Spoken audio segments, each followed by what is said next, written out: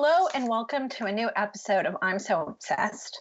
Today I have the very great pleasure of talking with an actor who has created one of the most iconic, cherished characters in the history of filmmaking, a quote, nervous, persnickety, and uptight, unquote, human cyborg relations protocol droid named C-3PO. And while I doubt there are very few people on the planet who don't know who C-3PO is and his role in the Star Wars saga and his relationship with his best friend, another robot named R2-D2, they might not know that Anthony Daniels is the man who has brought that golden armored robot to life over 40 years, and I found out is the only actor to have starred in all 9 Star Wars movies. And that includes the final episode of the last trilogy, The Rise of Skywalker, which was just released on DVD a week or so ago. Anthony, thank you so much for taking the time to talk with us. Let me start out by asking you, are you safe and healthy? I am safe and touch wood. I am healthy. I'm here in my home in England, in London, and the dining room is now turned into a bit of a TV studio because it's not that safe to go out. And also it's turned into the gym so that I can stay fit and healthy just in case I need to get back into my robot suit. But that's not maybe going to happen. But it's a great time. And this isn't in any way making light of the virus situation. It really is serious. But we have the video out now.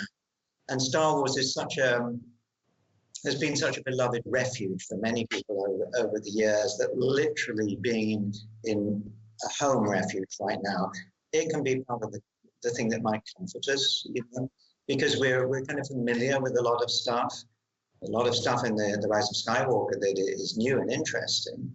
And in the DVD, the documentary, there's 2 hours of behind the camera stuff, starting way back with episode 4 and moving on through the episodes until we get to the Rise of Skywalker. And you get to see people that you don't normally see. You get to see behind the camera, people creating crazy puppets. They're dressed in green suits and that all gets photoshopped away. You see the people who are doing special effects. You see the scenery built and so on. And it is a sad coincidence, but a good one, that is here at this time. And so if people are feeling a bit down, and frankly, a lot of us are feeling a bit down, let's not pretend this isn't kind of a bad moment in our lives. There is this thing, if you want to do it, you can just get take some exercise. But here's the added bonus that I can't believe I'm doing this, that a month before The Rise of Skywalker came out, this book came.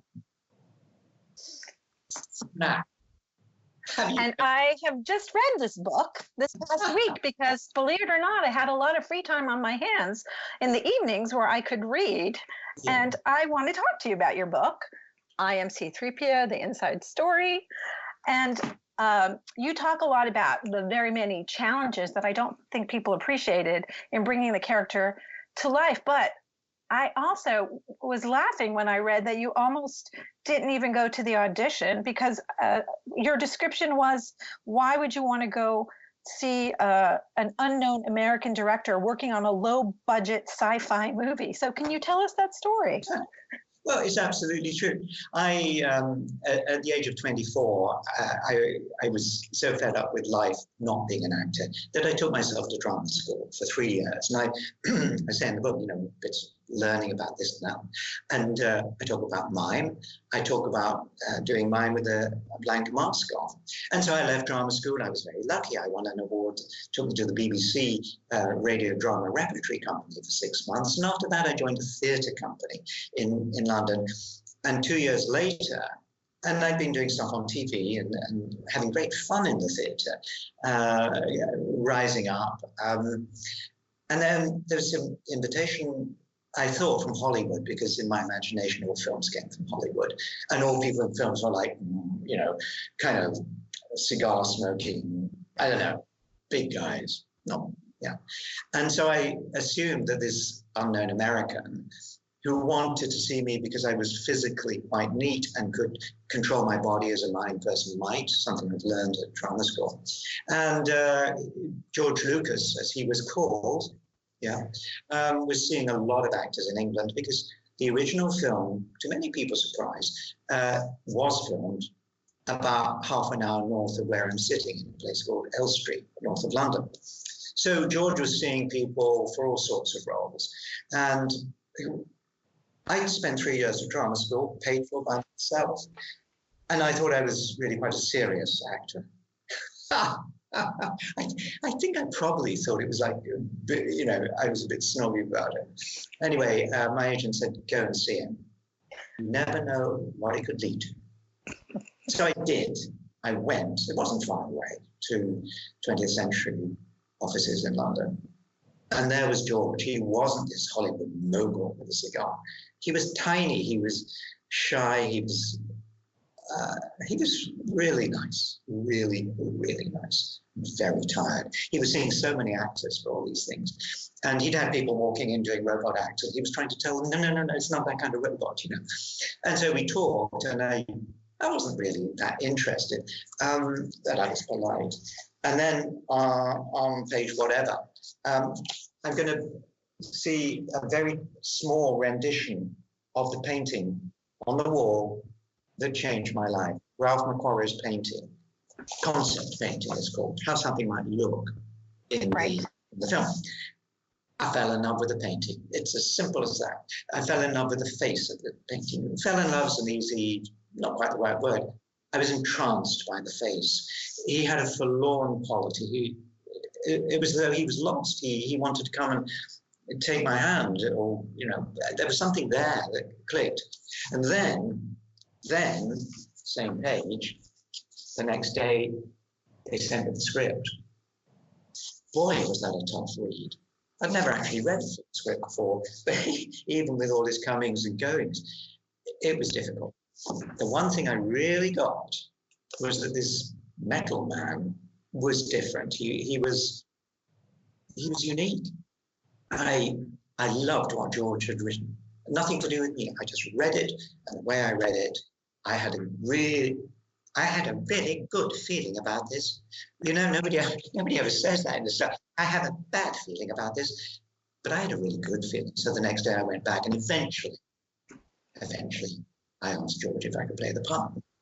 The next day, I was being covered in plaster at Elstree Studios. That was not a great experience. You can read about it in the book. And you can also hear about it because I've done the audio version. Oh, great. Tough to write, very tough to read. So you can download that from Audible and hear me talking about the good times, the not so good times, and the fun times, and the exciting times, the crazy times. It's a life, a journey. Well, so one of the things that you talk about, which I kind of conceptualized, you're in a suit, but just how onerous and restrictive it was, 60 plus pounds. Yeah. It took hours to put on, including, you wrote 2.5 hours just to get the head on alone, no air conditioning, limited your field of vision, also your mobility. So that obviously is a challenge that you work through, but who was this character in your mind when you saw it, and how did that manifest itself in your movements? Because obviously you came to screen fully realized, but that's what we saw, but that was a process for you. I'd had 6 months at Elstree Studios with the team making the costume, that I would go 3 or 4 or 5 times a week to try on a piece of this or that they were making up as they went along. The making molds, the plaster shop was really, really very clever. They were working on materials, fiberglass, glass fiber, plastics, aluminum for the arms, because the rest was fiberglass and plastic. And they were testing it, and they really needed to test things on me because it was my body that was going to be wearing it. And I used to stand there often reading the script because they'd be fiddling with some part of me and I couldn't really get involved. And I really developed a feeling for this character. who was being blown about by events way beyond his ability to deal with, that he was always put down, he was always ignored, he would give warnings and nobody would listen to him. Now, there are classical stories of this, Tiresias and all sorts of Greek, Roman stories of somebody not being believed, a soothsayer. He also was bewildered because all his qualifications, all right, translation is one thing, but he was programmed for protocol and etiquette. Oh, there isn't so much protocol and etiquette in a Star Wars movie, is there? Han Solo wouldn't have any idea what those words meant.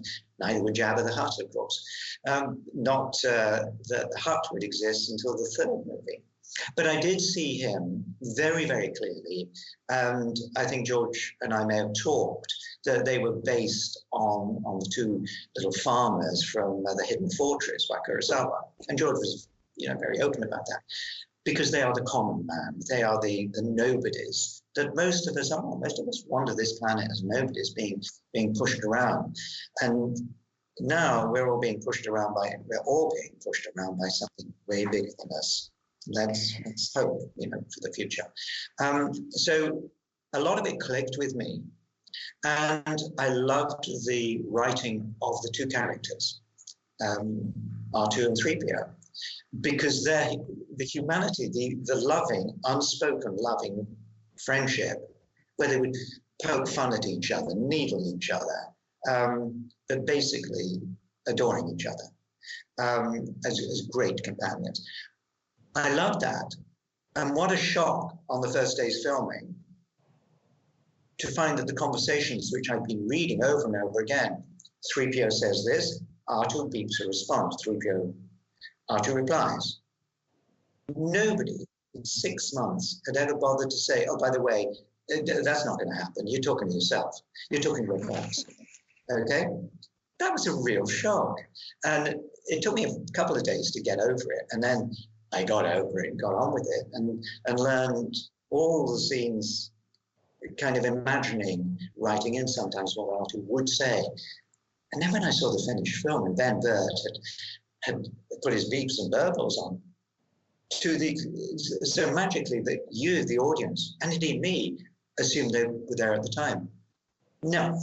And one of the most difficult lines, for some reason, when Luke, after the oil bath scene, he says something, he has to go off, and R2 beeps, and no, I don't think he likes you at all. Beep, beep, beep. No, I don't like you either. And for some reason I found that, because there was no beeps in the middle, it stays as one of the trickier little interchanges, because I wanted to have the feeling. Because R2 had just messed up losing the thing of the princess, So that was a sweet moment. And then I just got used to doing it. So a lot of people obviously can't separate your voice from the role, but you write that you actually had to audition again for voicing your character in a way, and that even had brought in other voice actors or actors to try to voice you, including, I was shocked to read, Richard Dreyfuss. What? Tell us about that. Well, during filming, originally I had a little microphone here and a wire that would go up over my head, down, connected down to, and I had a transmitter shoved in my pants at the back. There was a little space there. But you couldn't possibly use that. So very quickly, at the end of the day, they would ask me to stand without the suit on and do all of the lines again. So they had a clean track, guide track to edit with. So they weren't that all the time. They could have the sound to guide them. And we finished filming 12 weeks. I'd kind of had enough, frankly. It was a pretty uncomfortable experience in many, many ways. And I sort of had forgotten about the whole thing, believe it or not. Believe it or not. I think because it hadn't been easy, I put it out of my mind. And then, yes, a call to go to Hollywood for the first time, jet lag, whoa. And then to get to a studio and find from the engineer before George Lucas arrived that, George, we tried 30 different people to put a voice on your character because, George really hates your performance. Oh, hi, George. And I was, as I say in the book, I was so shocked I didn't even say, hello, George. I just went, you hated my performance? And George would go, oh, never thought of him as being a British butler. Well, he could have said something. George could have said, Tony, this butler thing's not working. The voice is too prim and uptight and kind of like, I want something more sleazy and down to earth and big grubby and grungy and whatever. He never said that because George has always had a love for doing things in post-production. And he assumed that you could take the physical element, the gold man being in the desert like that, and just put another voice on it. As with Darth Vader, you had somebody in a suit, and then you had James Earl Jones, poof, magically. So he had all these actors in Hollywood, including Richard Dreyfuss. But here's the magic thing. 3PO was and always is a single thread. My brain, my voice, my movements, his shape. It's a kind of one thing, and somehow it had to be like that. I don't know how that happened. I'm so grateful it did, because of course within that thing, I've been able to do so many different aspects working with. Sorry about that. One of the great aspects, of course, is being able to do cartoons and things like that, and the beloved. Lego. This is my favorite piece of Star Wars stuff. I don't do merchandise. I don't have a copy of the suit here. I don't do lightsaber fights. But this one is the one reminder that I have been in these. I think that's enough now. Okay. Sorry about that. He does have intrude in my life sometimes, and I've noticed that when I've been working a lot as 3PO, especially doing the voice and cartoons and all sorts of things, that I can stay in his sort of mode. And also, it's not just the voice, it's his attitude and the way he emphasizes things, sometimes in a rather odd way. Yes. So I have to kind of debrief myself. In The Phantom Menace, we learn C-3PO's origin story, and I'm, I don't think I'm alone in saying not everybody's favorite film in the saga. You had already, given life to C-3PO. That was the fourth movie. What is your origin story for C-3PO? What was it in your mind? Oh, I had a completely different thing. I remember fairly early on an article for the San Francisco Chronicle that he was made in, I think, the planet Croydon, which was an entire, almost like Camino, where they made the clones. I wrote this piece that he came from a terrible dead city where there was only machines and whatever. And George, I remember, sent me a copy through the post, and he'd written on it, great, more of this. So when he said, when I had a meeting with him about episode 1, a prequel, who'd ever heard the word prequel? He said, you're made by Anakin as a kid. I just thought that was the cleverest idea, to have an innocent kid who would become Darth Vader make this thing. It was very, very clever. I want to ask you about what your favorite line that you uttered in that series was, because there were two that you mentioned in the book.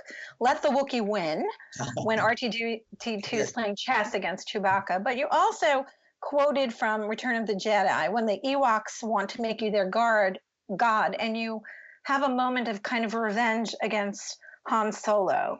What is your favorite line? Is it that one? And I'll let you. It's the thing about Let the Wookiee Win is that the crew, the very heavy set lighting crew, all these kind of big tough guys, adopted that phrase as a kind of, kind of joshing phrase.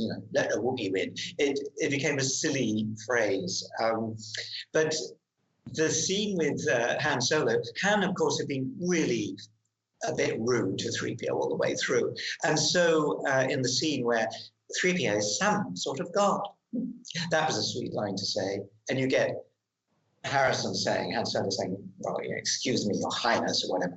But then he's hung over a cooking fire. And then he asks 3PO, what are they saying? Because they're all going, boom, boom, boom, boom, boom, boom. And 3PO says, it appears, Captain Solo, that you are to be the main course of the banquet given in my honor. And his face. But then later on in the scene, Han Solo is very rudely interrupting 3PO, talking to his new best friend, the Ewok here, and he's asking directions, and Solo keeps interrupting him. And the third time, 3PO having been politely turning and listening to the human back, the third time, and please look at this because this is pure mine, I managed to trick my shoulders in a way that allowed 3PO to give Han Solo the look of death for interrupting, being so rude. And I personally love that bit of my own performance. The rest is okay. That one I like. But the real favorite line, I'm afraid, is we're doomed. An unfortunate line, but it's how 3PO sees himself, that he has no hope. We have hope. We have hope now. But 3PO is just so blown apart by things physically, mentally, so doesn't know how anything works, really. And he just assumes that he will be sent to the spice mines of Kessel. And of course, the magic thing, many years pass. He never went to the spice mines of Kessel, but I did. You write that his character is really an exaggeration of the human. Somehow the audience enjoys human emotions coming from a creature that is not actually flesh and blood. And the fact that he has no sense of humor, he finds human behavior hard to understand, is key to some of his anxieties, but also to how you made him so relatable to people. I mean, after all, he is a man, as you say, in a metal suit. Or not a man in a metal suit. Yeah, he's immensely vulnerable, in spite of all this kind of pomposity and knowing everything, knowing it all. He's very vulnerable for himself, being careful. He's not afraid, he's careful, but also he feels responsible for humans that he is attached to, because he's one of my favorite aspects of him, which I feel and put into him, is his loyalty to his friends. And one of the joys of The Rise of Skywalker is that line about friends. And that was a very clever piece by J.J. Abrams and Chris Terrio, the writer, to get hold of that. Let me ask you about your coworkers. Can you give us a brief description, or as long as short as you want, of what are your thoughts on Mark Hamill, on Carrie Fisher, on Harrison Ford? Because obviously we all want to know. Well, I'm thinking back. I say in the book about the first person I met at the studio was Mark Hamill. And I'd never met anyone like him. He was so full of life, so full of Californian joy, very un-British. And maybe that's how it worked so well out in the desert eventually. And there was a very clear relationship from the moment Skywalker meets C-3PO. And it was just so easy to work with Mark. And here's the thing, I don't think many people realize that often if you're playing a character, for instance, if I was playing a king, part of it's, to stand up straight and look at the crown and all that kind of thing. But part of the role is being played by everybody else who treats you like a king. So part of 3PO's humanity came from Mark Hamill's innocent, beautiful, blonde-haired face. They just, spoke to 3PO totally normally, like, you're a real guy, come on, follow me, and he made it look all so easy. Because we've all got used, frankly, in these films to working with weird things, creatures, things that aren't even there sometimes. We are all pretending, we're all improvising. Well, Mark was particularly good. And then, of course, that was out in the desert, and Sir Alec Guinness was there as well. Oh, it's in the book. I love the man, absolutely loved him. But we come back to England, and there now are two more Americans, Carrie and Harrison. I'd never heard of them. And they were such pros. They clearly knew what to do in front of camera. And one of the few lines I wrote was eventually, when watching the dubbing screen, I saw the look that Harrison Ford, Han Solo, had given 3PO as he and Sir Alec and he and Obi-Wan and Luke were walking towards the Millennium Falcon. They pass Han Solo at the doorway, and then comes 3PO, who kind of looks at Solo and then walks in. And Harrison's done this kind of look, and I said to George, that needs to be motivated. Let's put in a, hello, sir. You know, Harrison, Han Solo had taken an immediate irritation, and that became a very, very useful dynamic in the second film, where R2 had gone off, and now that dynamic had moved on, and now I was given this impossible man to face up to. I was a bit surprised to begin with. It worked very well, and then came to its fruition in the third film, as we talked about. So in The Rise of Skywalker, C-3PO has a moment where we think he's not going to retire and his memory's wiped. It's one of the most poignant, you say, lines in the movie, taking a last look at my friend. Sorry, spoiler alert for anyone who hasn't seen it. Too bad, it's too late. Yes. What did you think of that scene, and then how it eventually played out? It played out exactly as I played it. The timing, taking one last look at my friends, gives me goosebumps every time. And I didn't know it was going to be in the trailer. So when I saw, I was goosebumped out of my pants. So it's like, it was so touching. I knew that we were not talking about a death. I knew we were talking about a mind wipe that would eventually be corrected. But here's the thing that I've come to believe now, that as I said it, I knew that 3PO was talking to the friends, Poe and Finn and Rey, and BB-8 there. But I also felt that this was the last movie, and I was saying goodbye to taking one last look at the fans around the world, the people who have been part of the whole thing. And that was quite moving. And then I've come to realize, and I think it's why I was quite upset, not in a bad way, but I was quite moved by, I was also saying goodbye to myself in a funny way, taking one last look at myself in this role. And so the combination of all these things really did give it a kind of weight. What happened in the final edit was there is so much stuff, as you will see when you watch the Blu-ray, there's so much stuff in this film. There's some of the nuances, some of the breathing spaces that were around that moment. The build-up to it was much bigger and much more frightening. You really believe that, God, this is awful. He is sacrificing himself. Then it happened with a wonderful Babu Frig. And then there was quite a long time before he got his memory back. So you had to suffer far more in the original. And maybe one day there'll be longer cuts of that, because we had to dash about a bit more.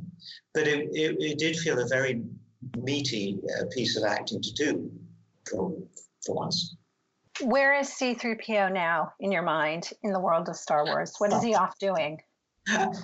Oh, I would have, that's kind of an interesting question.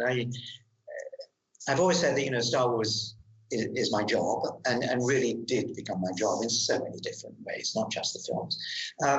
I tend not to think in those terms unless I'm directly relating it to a piece of work, because I'm not a fan as such. I can't be a fan because I'm in the films. It doesn't work that way.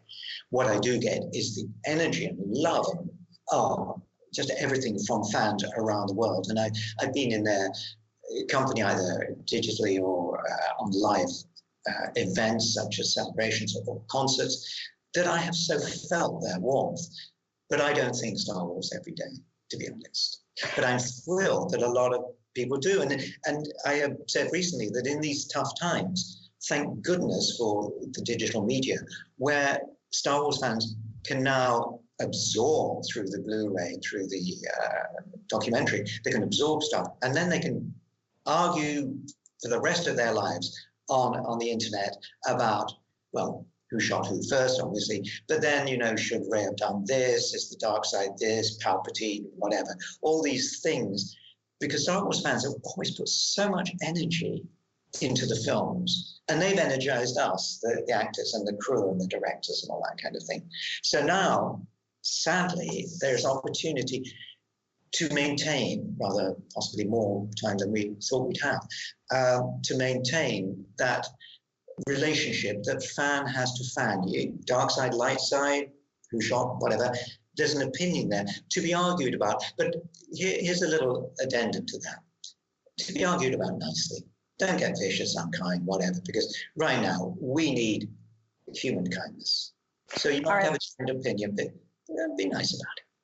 I have two fast questions for you because I know I have to let you go, but what are you currently obsessed with? That's the name of this podcast. We want to know what you're currently obsessed with. If it's not Star Wars, what are you currently obsessed with?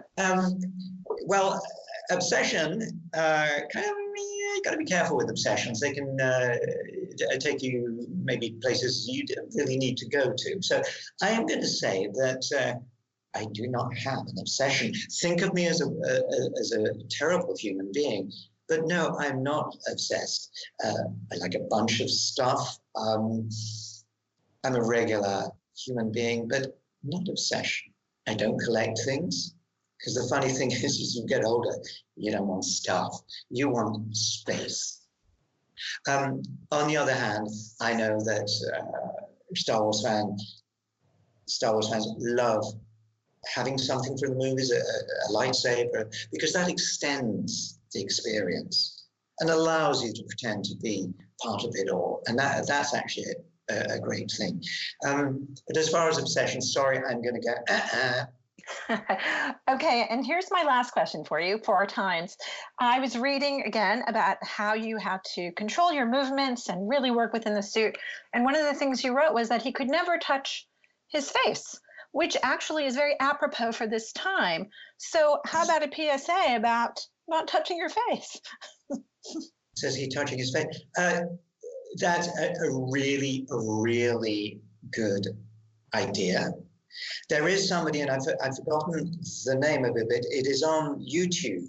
If you put 3PO PSA, somebody whose name, sorry, it escapes me, but it's there, has woven together all sorts of pieces of 3PO in the movies, in other things, and he has put a rap about staying distance and I think not touching your face. That's great, because one of the joys of being 3PO back in the day was being able to make public service announcements. First time was for getting people inoculated against whooping cough and measles and polio. Well, a couple of years ago, New York almost closed down because of measles, because people are not having that. So sometimes these PSA things mean something. Then, of course, I persuaded the government, the American government, to health department to make an anti-smoking commercial. And that's in this new one about health in the virus, because the designer, the writer, the producer has got that sequence, but revoiced it to do with, say, distancing. And there is a quality. I meet people, adults, who say, I never smoked because 3PO told me it was bad for me. Well, how does that make me feel? Not just entertaining, but doing it with a purpose. And I'm very chuffed about that. Well, thank you so much for your time, Anthony Daniels. Continue to stay safe and healthy. And we're all excited about taking the time now to not only watch the movie, but the 2-hour extended release behind the scenes, and to read your book, because reading is good. All right. Thank you so much. So much for being with me. And good luck, everybody. Safe. All right. Thanks. Bye.